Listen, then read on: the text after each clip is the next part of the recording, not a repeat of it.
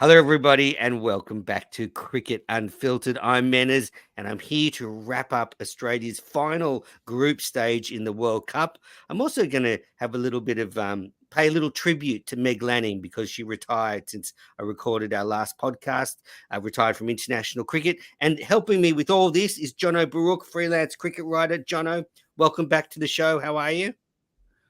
Great to be here, Menners. I'm tucked away in a back office at the Junction Oval. It's currently Thunder versus the Perth Scorchers out on the field this afternoon, which is very exciting. Always a great day for cricket, but very excited to be here again talking some cricket with you last night and the events of the week. Oh, absolutely. Yeah, I got out to North Sydney Oval in Sydney on Friday for the WBBL double header and had a terrific afternoon there. It's a great competition, the WBBL, and the first of my WBBL interview series airs tomorrow morning with Hobart Hurricane star Naomi Stallenberg. All right. Now, let's get into the match from last night. Australia won the toss and they elected to bowl, and a couple of changes. One, not so much of a surprise. Glenn Maxwell was given the game off after the heroism he showed against Afghanistan. So that was all fine. But also Mitchell Starc rested, and Pat Cummins flagged that they just wanted to get him right for the finals. And Sean Abbott came in. So again, Jono, Marnus Labuschagne gets a reprieve. The Australian selectors don't have to decide what their best team is. And I guess we still don't know the way they're going to go for the semi-final, but I thought it was sensible to rest Maxwell and Starc. Yeah, it just makes for a really intriguing week of discussion. I'm sure we'll get into it soon when we discuss what happened in the match and the way that they might go. But it makes for some really intriguing selection battles and pressure on the selection committee to make the right calls. So as you said, Marnus Labuschagne he's like the cockroach that you can't actually kill him from not being included in the squad. He was going to captain the A Tour. He ends up forcing his way back into the one-day team, back into the one-day squad, and now has played every group stage match. So yeah, and he's been contributing as well all the way throughout, whether or not it be with the bat or in the field. So there's that. You can afford to rest Mitchell Starc in a game like this. With all due respect, they're playing Bangladesh. They're bottom of the rung. They haven't had the greatest World Cup.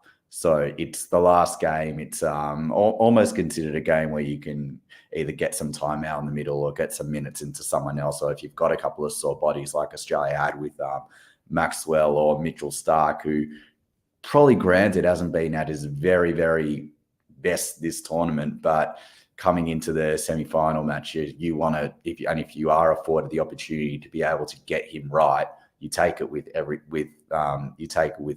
everything that you've got. So the right calls, and as we'll get into it, that it's a very strong squad that Australia have to pick from, and those that came in did their job. Indeed. So Australia won the toss, elected to bowl. Pat Cummins flagged that he thought there'd be a bit of swing around early, which I don't think there really was. Or he thought there'd be a bit of movement around because it was a day game, but I don't think that proved to be the case. And Bangladesh batted solidly. They made 8 for 306. Top score was Hidroy with 74. And then there was a string of scores in the 30s. Shanto made 45, but no batter really got on a roll and was able to make Australia pay. And at the end of the innings, they probably fell 20 or 30 runs short of a really challenging total for Australia, although 300 is never an easy target. And the target they did set turned out to be Australia's highest ever run chase in a World Cup, chasing down 307. But yeah, no Bangladeshi batsman really got away. And there was a couple of features from the Australian bowling innings. Couple of standouts. Firstly, Marnus Labuschagne effected 2 wonderful runouts, one from Shanto to get Shanto on 45 and one to get the dangerous Mamadullah on 32. The one to get Mamadullah was a cracker, running in and diving at the stumps underarm. A terrific bit of fielding. And Jono, we just saw his all-round value with the energy he brings to the field. And, you think back to that New Zealand game where his fielding was decisive. He does have that X factor in the field.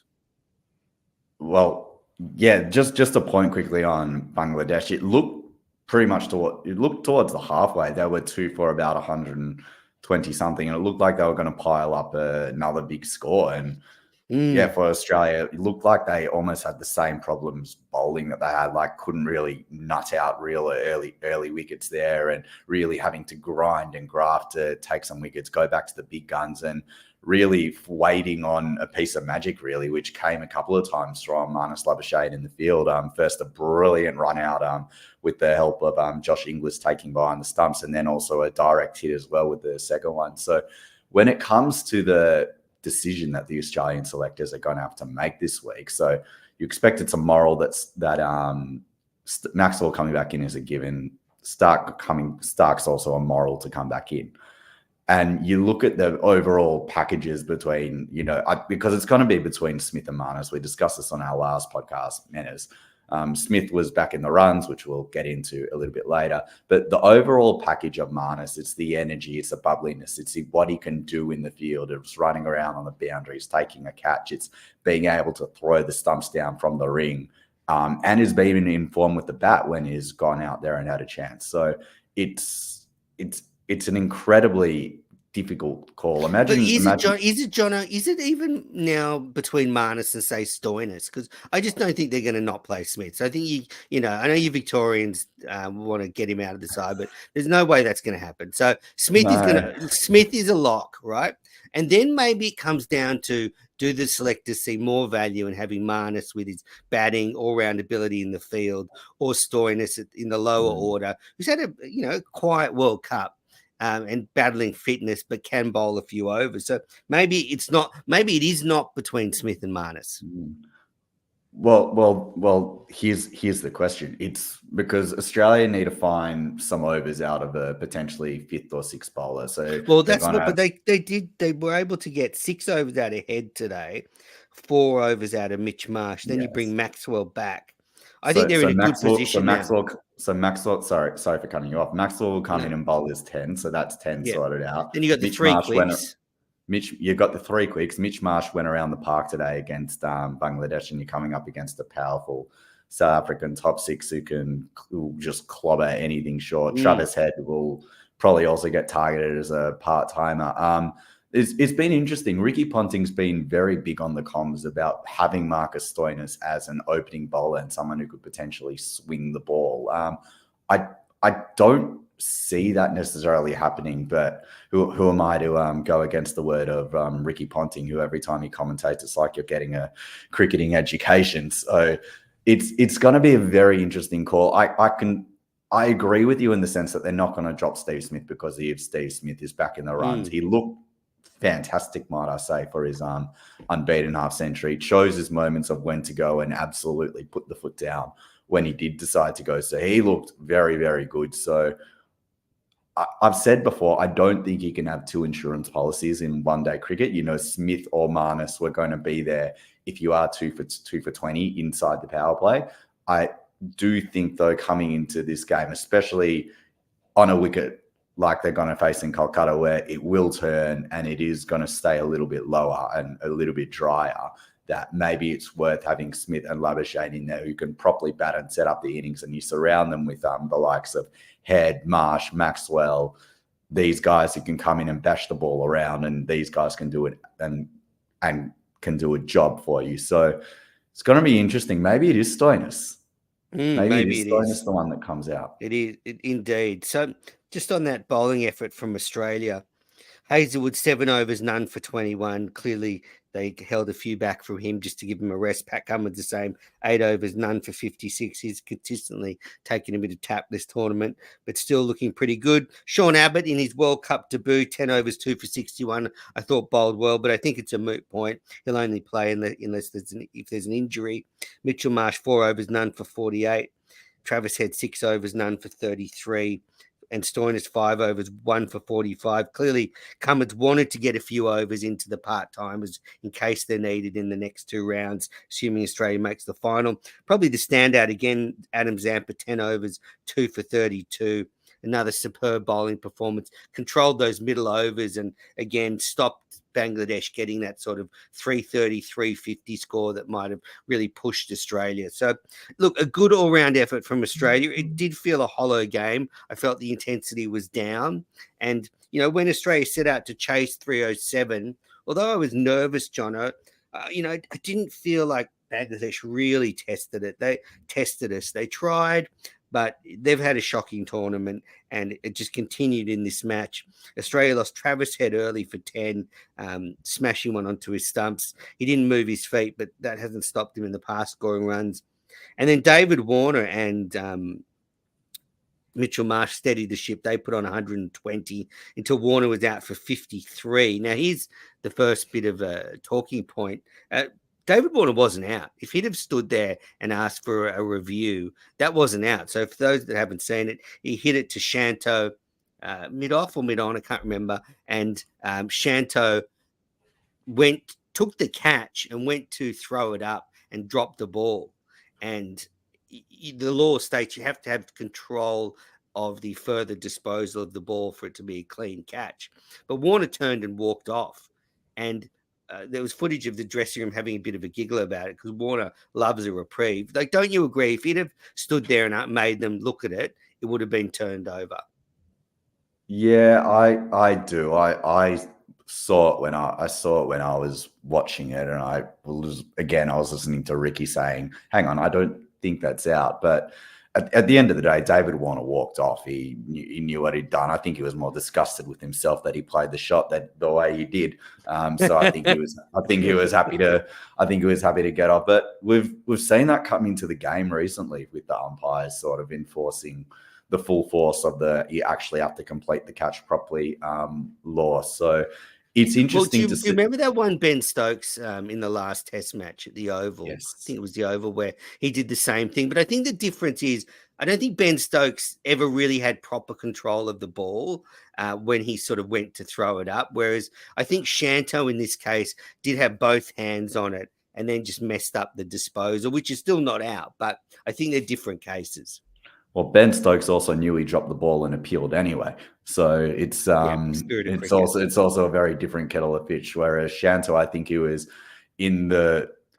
knew he kind of had control of the ball, but then went to throw it and it just slipped out of his hand and lost control in that split second. It's so weird of Warner not to stay there. I mean, he gets that chance. He's likely going to go on and make another 100 the way he was batting.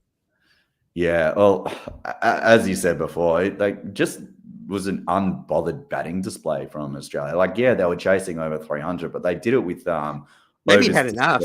Maybe he was like saving a few runs. Oh, I'm just gonna go have a rest, put my feet up in the sheds. Give his mate Smithy some time to get out in the middle and have some fun and hit some balls and get into form, which as we spoke about just before, it might actually prove fruitful for Australia because they've got a tough decision to make with who goes in, or not necessarily who comes in because we know who's coming in, but who's going to be the unlucky one to fall out. It just further usurps it because Steve Smith is Steve Smith and what he's been able to do for international cricket for so long. And if Steve Smith's feeling good and making runs, and if he says he's feeling good and in the zone, you'd have to be a very brave man to tap him on the shoulder to say, "Sorry, Steve, you're missing out today," especially in a World Cup semi-final. So no way, it's not going to happen. I will start a riot if Steve Smith doesn't play in the semi-final. I will riot.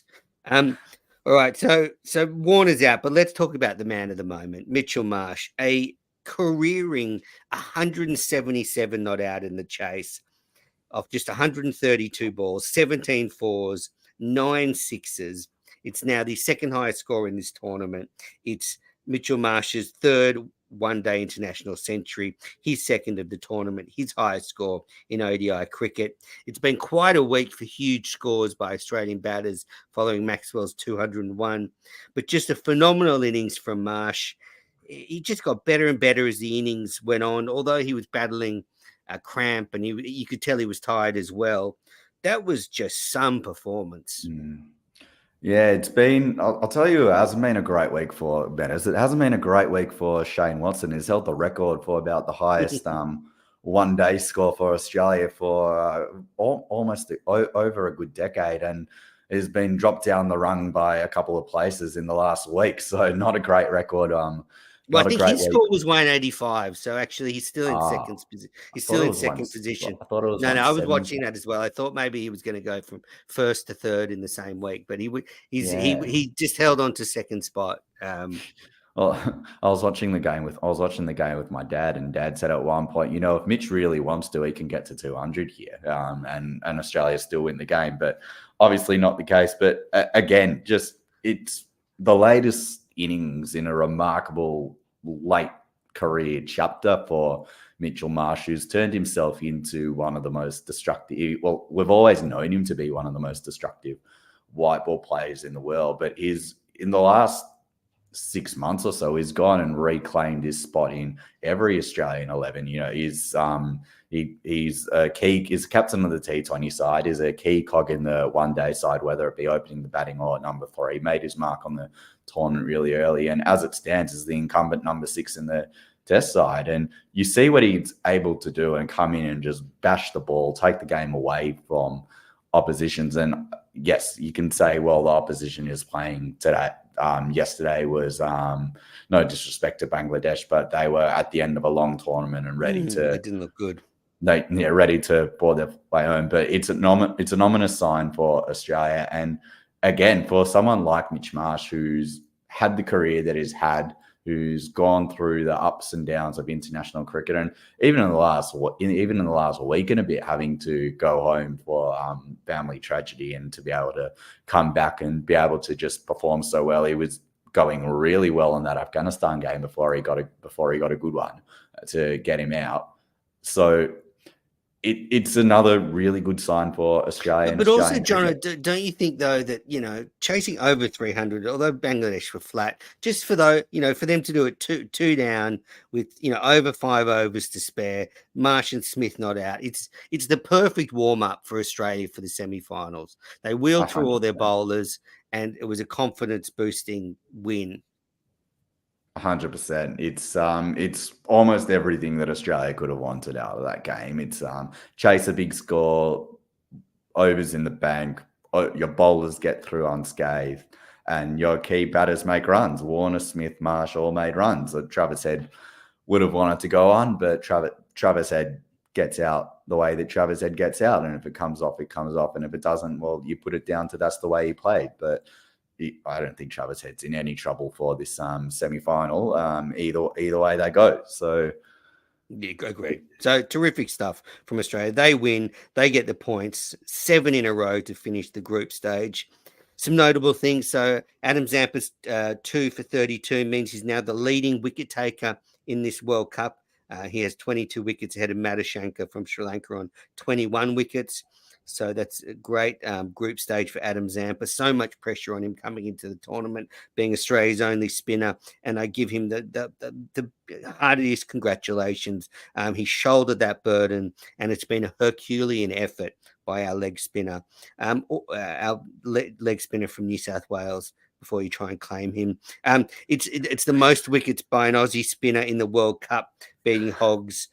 21 wickets in 2007, and Stark took 27 wickets in the 2015 World Cup. So that's under threat now from Adam Zampa. If he has a good semi-final and final, he could be Australia's highest ever wicket taker in a World Cup. Just on the stats generally, Jono, looking at the leading run score for Australia, David Warner on 499 runs after the group stage, Mitch Marsh number 2 on 426, then Glenn Maxwell on 397, then you got Labuschagne on 286 and Smith on 268. It's been a really good World Cup for David Warner and the top order generally, but Warner's been the most consistent, 200s, 250s, and he's really helped lay the platform for this resurgence. He really has. 37 years of age, and he's getting better with age in white ball cricket as well. The youth sense has got quite a few years left on that domestic franchise circuit as well. But for him to be able to keep doing what he's doing, has been doing it for so long, up the top of the order for Australia. And he's always said that he's probably best suited to white ball cricket. He kind of adjusted his game to make red ball cricket and test cricket work for him when Australia really needed an opener. We're going to have this discussion soon as to how do you go about finding a long-term replacement for David Warner in all formats of the game. But his batting probably as well as ever. He's got a big role on Thursday night in the semi-final, and then should they progress on Sunday. And you wouldn't.